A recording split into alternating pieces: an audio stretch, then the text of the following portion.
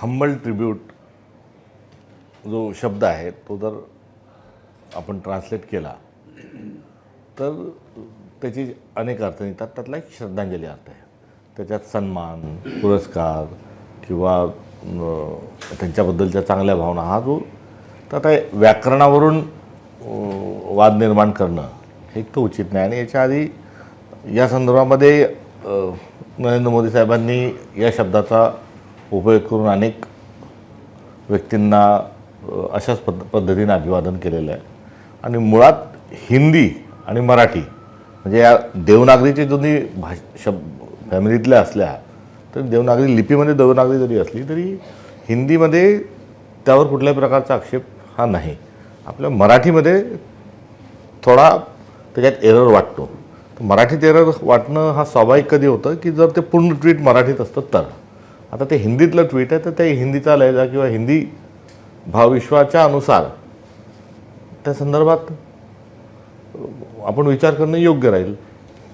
आपण मागचे पुढचे हिंदी सोडून फक्त त्या शब्दांची एक आणि त्यावर मराठी भाषा हे जर केलं तर ते काही योग्य होणार नाही. त्यामुळे हे कुठेही राजकारण करायचं आणि राहुल गांधींना कसंही अडचणीत आणायचं याचा केलेला हा प्रयत्न आहे. आणि राहुल गांधी हे जर चुकीचं असतं, निश्चित चुकीचा हेतू नाही हे तर निश्चितच आहे, आणि चुकीचं असतं तर त्यांनी ते विड्रॉल केलं असतं, त्यांनी त्याबद्दल आपली दिलगिरी व्यक्त केली असती.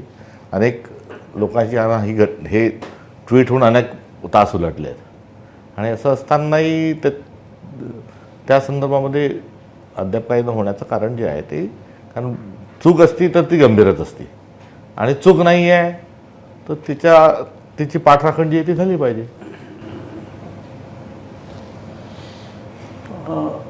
दूसरा अच्छा बीच में आपको हिंदी चाहिए क्या? हाँ हिंदी मैं कुछ हिंदी मतलब आप हिंदी में भी बोल सकते हैं कि अभी पार्टी ऑर्गेनाइजेशन में कुछ चेंजेस होंगे क्या? अभी जैसे नाना पटोले से आपने चार्ज लिया है पार्टी का, तो किस तरह का रीस्ट्रक्चरिंग रीऑर्गेनाइजिंग होगा? क्योंकि पार्टी का परफॉर्मेंस तो इलेक्शन परफॉर्मेंस तो हम देख चुके हैं, उससे आप लोगों ने कुछ तो ब्लूप्रिंट निकाला होगा कि आगे हम ये करेंगे.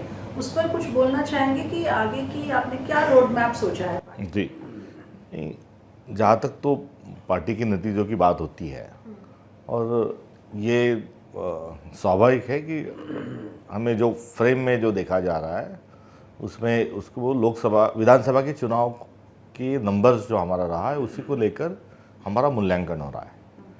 ये अपने आप में एक जगह स्वाभाविक रहने के बावजूद ये थोड़ा जुल्म भी है. जुल्म इसलिए है कि उससे थोड़ा पहले पीछे गए तो पार्लियामेंट में हमने बहुत अच्छा किया था. तो पार्लियामेंट में इतना अच्छा करने वाला रेफरेंस पूरा छोड़कर विधानसभा में ही हमारा सब इवैल्यूएशन होना ये थोड़ा पॉलिटिकली वो मुझे लगता है कि वो थोड़ा करेक्ट नहीं है. क्योंकि लोकसभा में बहुत अच्छा परफॉर्मेंस यदि है तो पार्लियामेंट असेंबली में क्यों हुआ है इसके बारे में जो भी हमारी फाइंडिंग्स है ये है वो ज़रूर हमारे पास है. कहाँ हम कम गिरे कहाँ चुके वो अपनी जगह है. तो मगर उसके बाद की जो स्पेस है वो एज इट इज़ वो स्थिति स्टिल रहेगी और वो आने वाले 5 साल वही स्थिति रहेगी ये नहीं. विधायक क्योंकि संख्या ज़रूर वैसे रहेगी मगर राजनीतिक उल्टा फुलट जो है उथल पुथल वो चलती रहेगी. तो ये दृष्टि से हम उसको देख रहे हैं.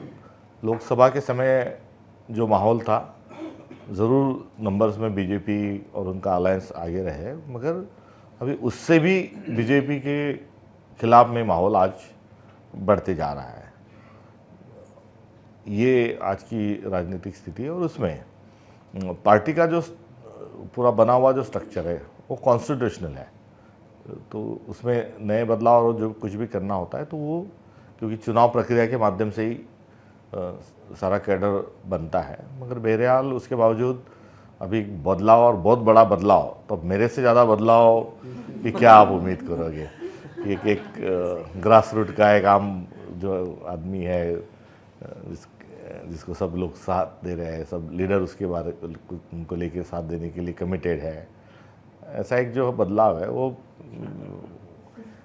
यही बदलाव आगे तक डिस्ट्रिक्ट लेके जाएंगे. बदलाव आगे के बदलाव लाएंगे. हाँ अब ये बदलाव के जो कुछ लहरें निकलेगी तो वो लहरें वहाँ तक. हाँ साहेब आता जे BMCचं इलेक्शन होणार आहे त्याच्यात तुम्ही महाविकास आघाडी म्हणून लढणार की एकटं लढणार तुम्ही?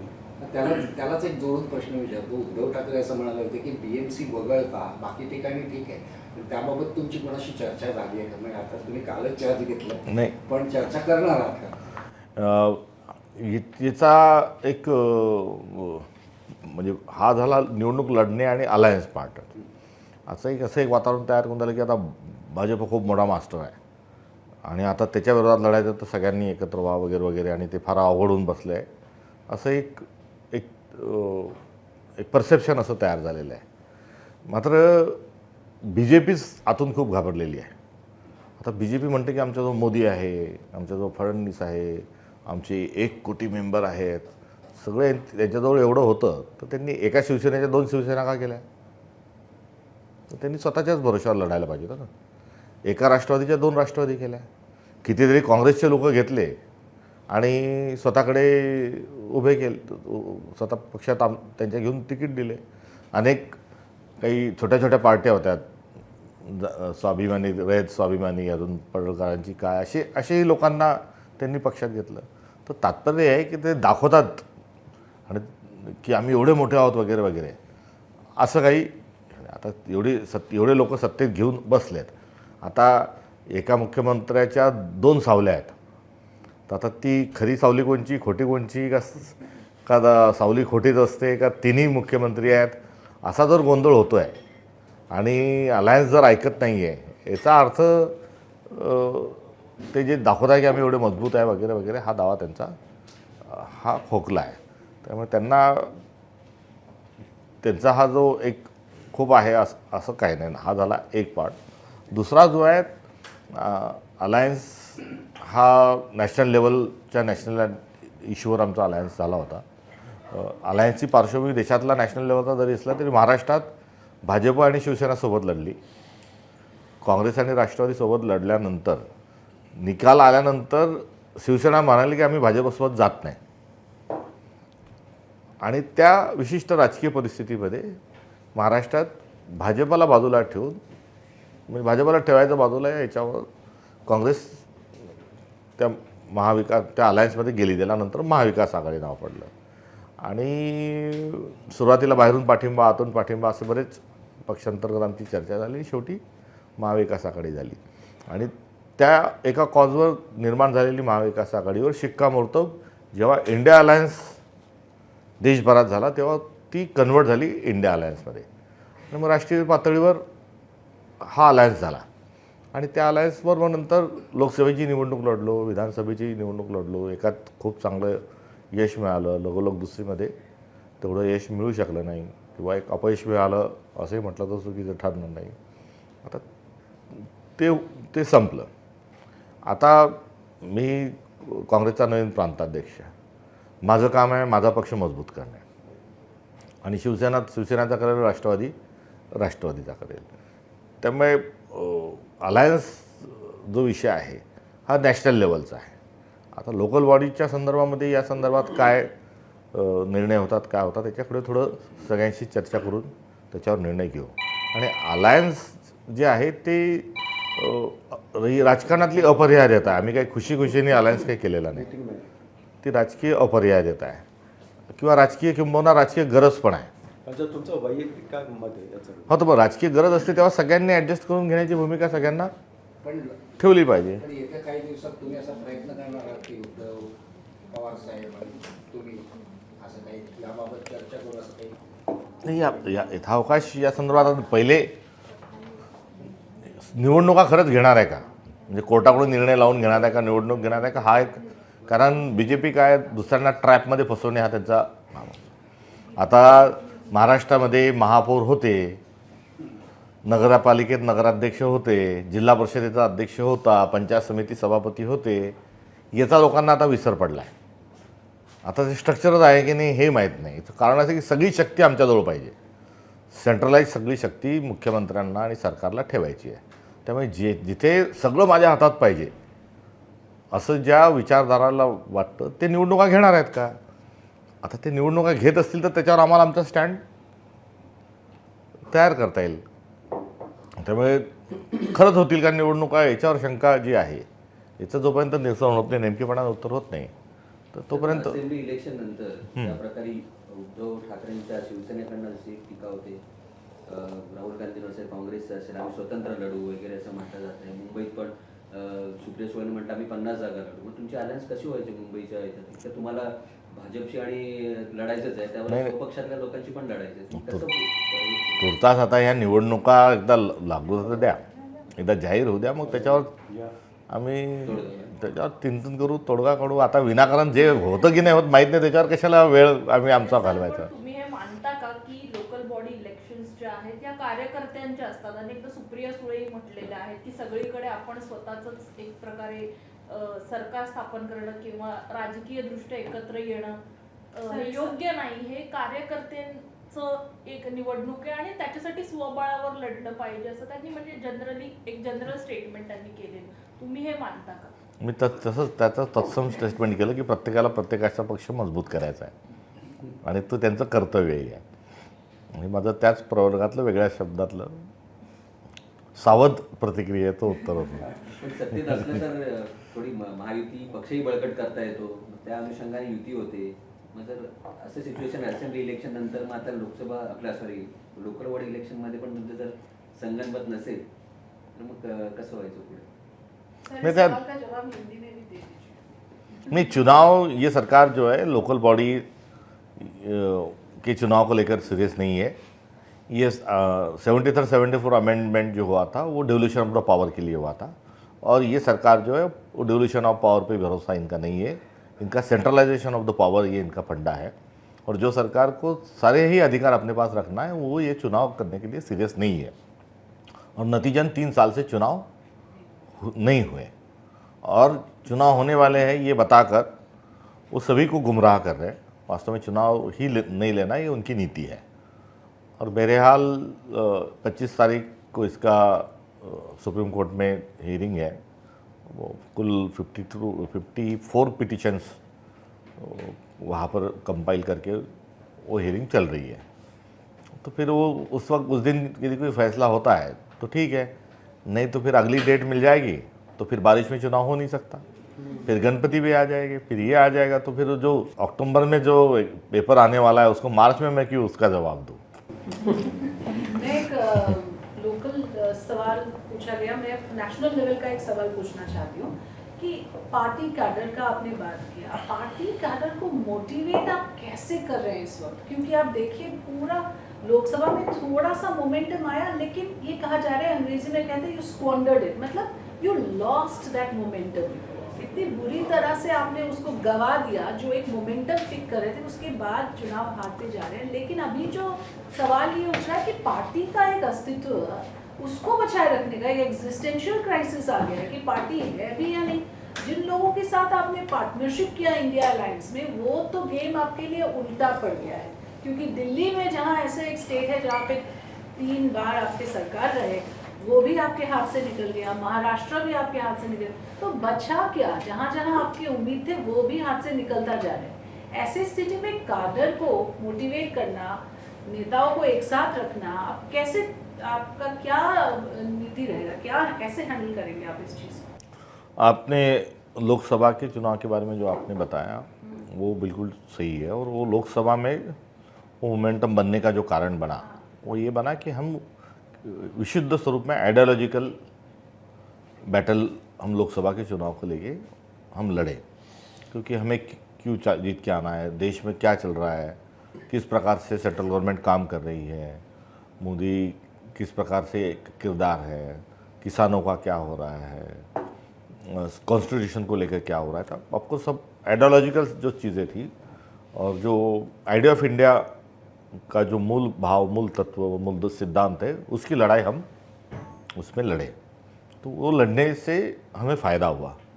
मगर उसके बाद वाले जो चुनाव हुआ, हम उसको विचारधारा और विचार के बदले वो थोड़ी सत्ता ही आने वाली है इस मोड़ पे परसेप्शन एक थोड़ा बन गया. तो जितना विचारधारा को कर्मठता के साथ हमने लोकसभा में लड़ा, उतना हमारा उतनी कर्मठता या उतना हमारा एनर्जी लेवल विधानसभा के समय नहीं था. तो इसी में यही आपके आपने जो बताया उसी में जवाब है कि जब हम विचारधारा की लड़ाई लड़ते हैं तब कैडर जो होता है वो अपने आप मोटिव हो जाता है। बाद में हम उलझ रहे, सीट शेयरिंग को लेकर उलझ रहे हैं, एक दूसरे के साथ कोऑर्डिनेशन वाली चीज़ों में भी हम ठीक से कोऑर्डिनेशन नहीं हो पाया। तो बहरहाल जो भी है, तो ये स्थितियाँ उसमें देखी गई। और अब दोनों चुनाव तो वो ख़त्म हो चुके हैं। मॉरल डिमॉरल वाली जो बात है वो अपनी जगह सही है, मगर अब इनकी गलतियां भी बहुत ज़्यादा बढ़ गई है। सरकार का से जो उम्मीदें थी वो सारी टूट गई है। पिछली सरकार एक्शन की सरकार ने तो कुछ रिएक्शंस जो थे, पोलराइजेशन की रिएक्शंस का एडवांटेज लेते हुए बनी हुई सरकार है। तो पोलराइजेशन कुछ हद तक तो ठीक है, मगर किसानों का क्या, बेरोजगारों का क्या, ये सवाल है।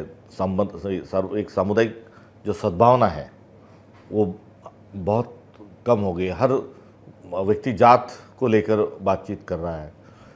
कोई सामान लाने जाता है तो अब मेरी जात की दुकान से ही मैं लाऊंगा, कपड़ा लाना है तो मेरी जात के आदमी से मैं कपड़ा लेके आऊँगा, कोई धार्मिक कोई समारंभ गांव में तो मेरे कास्ट के महाराज को बुलाऊंगा। ये हद तक जो महाराष्ट्र की सद्भावना में जो कमी पाई जा रही है, ये बहुत एक बड़ा, यानी सत्ता से नंबर से एक बहुत बड़ा एक समस्या आन पड़ी है। तो इसमें जो मूल भाव है महाराष्ट्र धर्म जिसको बोलते हैं, जिसका शिवाजी महाराज ने महाराष्ट्र संयुक्त महाराष्ट्र की जो मूवमेंट चली उसमें जो बना था, उसका मतलब ये था कि अपन महाराष्ट्र में रहने वाले सब लोग, तो यहाँ खासियत भी ऐसी है कि हर सरनेम हर कास्ट में पाया जाता है। और मराठी बोलो, अपन मराठी अपनी भाषा है, वही अपना धर्म है। ये जो माहौल था, उस माहौल को बहुत बिगड़ते हुए देखते हुए बहुत बड़ा दर्द होता है। तो ये सद्भावना में जो कमी और ये जो चित्र है उसमें भी बीजेपी जिम्मेदार है, क्योंकि डिवाइड एंड रूल वाला जो अंग्रेज़ों वाला जो फंडा था वो उन्होंने अपनाया हुआ है। तो कुल मिला के ये अब बीड़ उसका एक फ्लैग हुआ है और उसके चलते अपन देख रहे हैं कि क्या स्थिति आई है। तो इन सारी समस्याओं को हम जब लोगों के पास लेके जाएंगे और इसको उस तरीके से हम रखेंगे तो ज़रूर अन्य भी लोग हमारे साथ आएंगे। और ये कैडर वाला ही खेल नहीं रहा है। अब ये नागरिक मतदाता को जो केवल मतदाता बन गया तो उसको नागरिक बनाने की भी बात लोगों के सामने रखने की आवश्यकता है। मैं काफ़ी फैला हुआ जवाब नहीं दे रहा हूँ, मगर ये किसी एक चीज़ के साथ नहीं, इसको कंपाइलेशन इसका जब तक हम नहीं करेंगे और उसको उसे पूरे नज़र से नहीं देखेंगे तो अब ईवीएम पे इतने भारी भरकम सवाल लग चुके हैं और उसका कोई जवाब देने के लिए तैयार नहीं। तो ईवीएम का सवाल यानी गणतंत्र लोकतंत्र पर सवाल, पूरी फ्री एंड फेयर इलेक्शन जो इलेक्शन कमीशन का जो मिशन स्टेटमेंट है उस पर वो सवाल है। और ये सवाल खड़े होने के बावजूद और जनता भी तुमचा वैयक्तिक मत काय, ईव्हीएम असायला पाहिजे की नाही? ईव्हीएमच्या संदर्भामध्ये असले पाहिजे का नाही हा एका वाक्यात उत्तर याचं देता येईल, पण त्याच्यापेक्षा ईव्हीएमच्या संदर्भात काही सिरियस प्रश्न हे उपस्थित झालेले आहेत आणि हे सिरियस प्रश्न उपस्थित झाल्यानंतर त्याचं समाधान, त्याचं निरसन हे निवडणूक आयोगाने केलं पाहिजे। तिथे प्रश्न विचारले जातात आणि त्याचं उत्तर हे निवडणूक आयोग न देता गृहमंत्री आणि महाराष्ट्राचे मुख्यमंत्री देतात। मग आता हे दोन प्रवक्ते आहेत का त्यांचे? तर ईव्हीएम सारख्या इलेक्शन कमिशनच्या कार्यपद्धतीवर प्रश्नार्थक चिन्ह निर्माण झाल्यावर त्याच्या शंकेचं निरसन करण्याकरताही इलेक्शन कमिशन आणि केंद्र सरकार सिरियस नाही। पण तुमचा पक्षाचं शिष्टमंडळ भेटला होता चीफ इलेक्शन कमिशनरला, अभिषेक मनु सिंघवी ते लीगल तज्ज्ञ त्यांनी जाऊन भेटले, सगळे 2 तासाचं चर्चा सगळे झाला, तरी पण तुमच्या मनात शंका आहे ईव्हीएम बद्दल? आमच्या मनातली शंका जी आहे ती शंका चौकशीच्या अनुषंगाने दूर होईल ना। जे गृहमंत्री स्वतःवर अनेक आरोप आहेत, तेच एकेकाळचे तडीपार व्यक्तिमत्व राहिलेला माणूस आहे, जे सतत वारंवार सांगतात की आम्ही खोटं बोलतो, सतत सांगतात म्हणजे मुलांनी बापाला मारलं नाही